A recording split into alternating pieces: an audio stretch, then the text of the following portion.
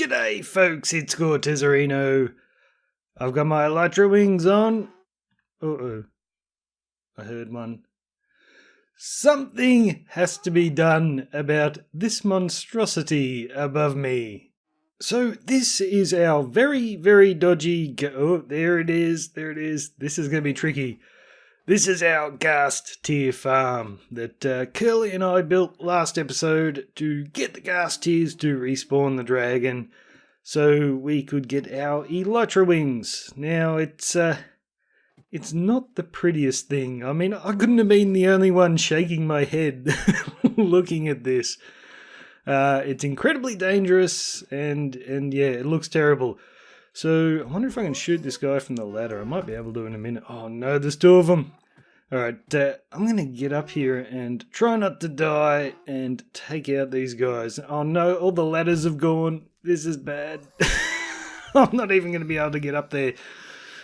Basically, the idea is you stand on the platform up there and you'll get pigmen spawning all across this little platform, and when you shoot the pigmen, they run off the edge and fall down there, and that encourages more spawns and you can then shoot the ghasts.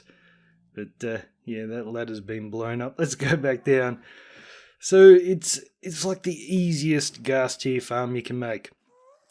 But I can't leave it looking like this.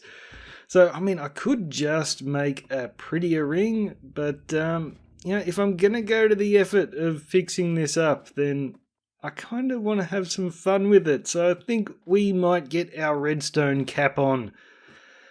But, the thing is, if you're going to start redstoning a simple Ghast tier farm like this, then why not just make a fully automatic sort of thing? Well, if I did that, I'd probably just be copying someone else's design, and I don't want to do that. So I am going to take the simplest Ghast tier farm you can make, and then, turn it into something not simple at all. Why would you do that, Cortez? Because I can. So my idea for this is, it's just a great big platform. I would like to be able to flick a switch and turn the ghast spawning on and off. And I do that with half slabs. Oops, I'm in creative, I'm breaking stuff. So this was my crazy idea. I'm not going to do this now, but this is cool. I was playing around with block swappers. I've never really used them before. But I thought, wouldn't it be cool just to have all the half slabs up on the platform so the pigmen can spawn, but the ghasts can't. And then when you get to the top of the platform, you stand on a pressure plate and boom, all of a sudden it's a flat area and you get the ghast spawning. And if you get knocked off by a fireball, then your weight will come off the pressure plate and once again the ghast can't spawn. This is really cool. I love this. I came up with this one. I sort of half copied someone else's design and then fiddled with it to get it to do this. It's so cool, but it's complete overkill. I can get exactly the same result just by having the half slab a little bit lower. When it's low like this, the ghast will be able to spawn. And then when I don't want them to spawn, I can just push it up like that. That is so much easier. But this is cool. I love this thing. So it's still going to be super dangerous, but it'll be a fun project. You'd think I wouldn't want to come back here after this thing causing my one and only death on the server. But hopefully, now that we've got our wings, we can accomplish building a new one without dying. And I don't think I'm going to convert this one because it'll just be a pain. I've basically got to tear the whole thing down. So I might go off somewhere else, build a new one, and then once it's done, come back and tear this down. That way anyone wanting to use this dodgy thing can while I'm building the other. And I've also got to figure out a better collection system for the zombie pigmen drops. This thing can potentially cause tons and tons of lag. I mean, you can imagine if this chest here filled up with golden swords and then there was a piece of rotten flesh in the hopper trying to get in the chest. I explained on a previous episode, that can cause a ton of lag. Like if it was all zombie flesh here and all zombie flesh in the chest, and this filled up and more zombie flesh was trying to get in, that's okay because they're the same kind of item. But a different kind of item trying to enter a full chest kills the server with lag. So we've got to figure out a much better collection system, basically destroying all the golden swords and tons of hoppers so we never run out of space. But I'm going to wander off, get some materials, and we'll get to work on this. Which way is home? This way! So the block I'm currently standing on is probably the safest place on the server. Over here, though, is quite another story. Let's change my view really quick. So all those half slabs have just popped down, but if we jump off the pressure plate, or if we're knocked off for one reason or another, all the half slabs pop back up. Now, at least one person has commented on this being surprisingly dangerous. It's supposed to be dangerous, that's the fun. And I see they've broken the top ladder here because someone had a little baby pigman come up and greet them and knock them off the tower while they were shooting ghasts. But at least when that happens, all the ghast spawning will stop. But what I might do is pop a trapdoor there so you'll still be able to get up. And I wonder if when you jump on this, will the pressure plate pops up. The trapdoor pops up. So that'll stop any... Uh-oh, here we go. They've begun. And you just shoot away and their ghast tears drop. So it's all good fun. And the idea is you put your bow in that hand, you have your looting sword in your main hand, and that way you're going to get more ghast tears. And you also shoot a pigman. They get a little bit cranky and go bye-bye. But yeah, they can land on the ladder and then they start coming up. So that's always interesting. But we should get... Here they come. So I've got a little ring of half slabs all the way around just to stop ghast spawning right on the edges when all the other half slabs are up. Makes it a little bit slow, like you don't get tons of ghast spawning here, but that's probably a good thing. When you get... two spawn at a time, which does happen, that can get a little bit dangerous. So at the moment we just get one every now and then, and you usually get a fair bit of time to shoot them before they see you up here. And the pigment, okay, we got two spawning now. Easy as.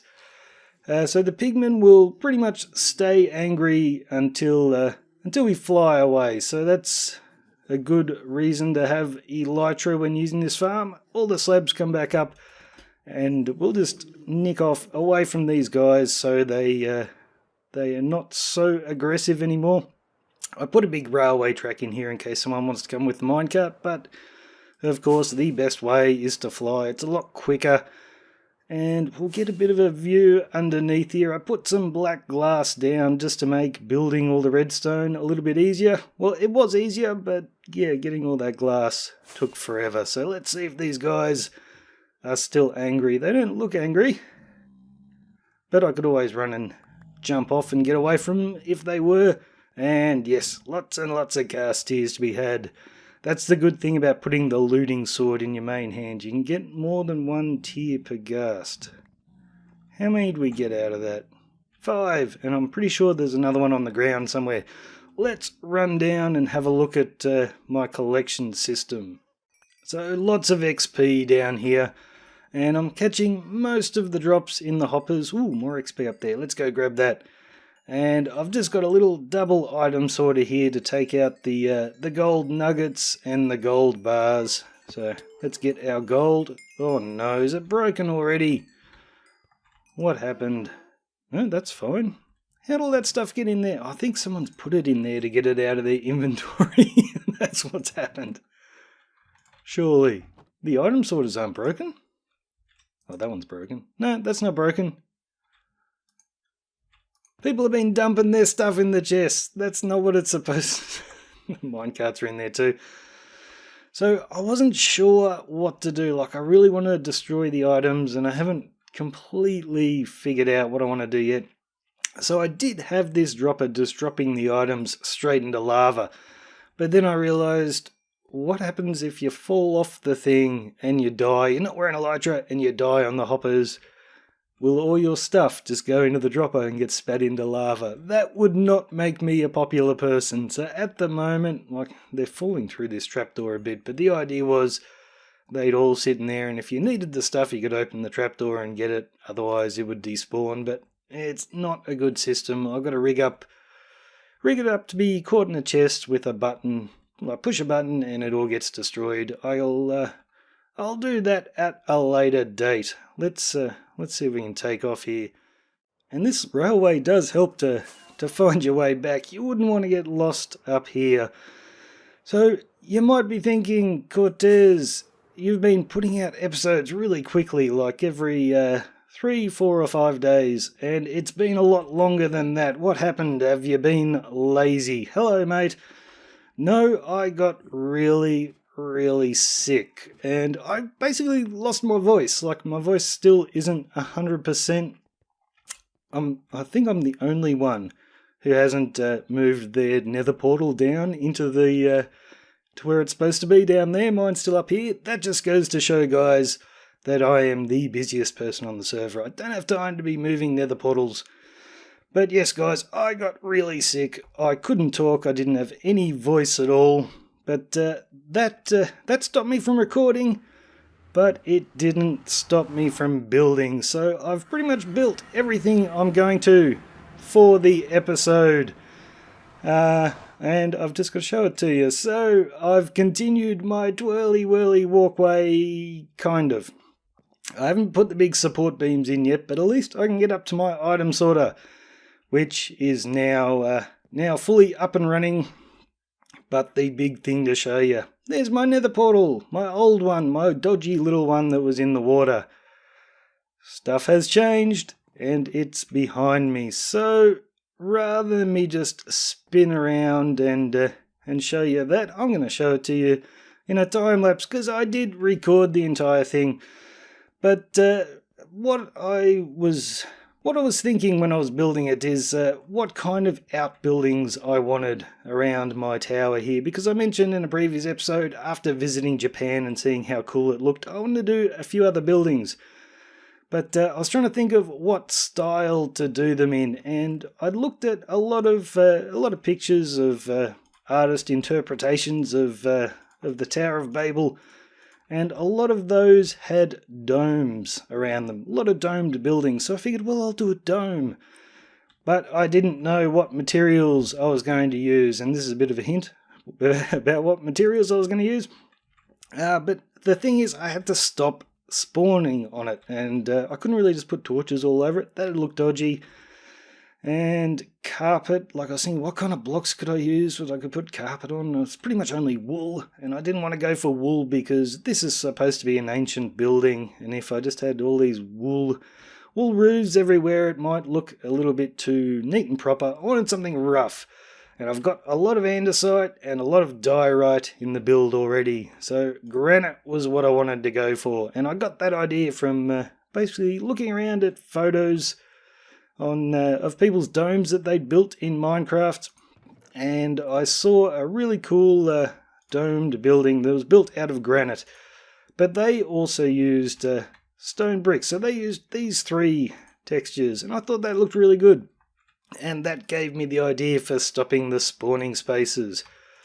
So my idea was to build the dome with these brick half slabs on top, and surprisingly it doesn't look horrible. So, guys, I think this may be a bit of a short episode, but we are going to leave it here. I've actually done more building in this episode than any of the others. But, yeah, I was sick, so I couldn't talk that much. So, sit back, relax, and check out my new portal room.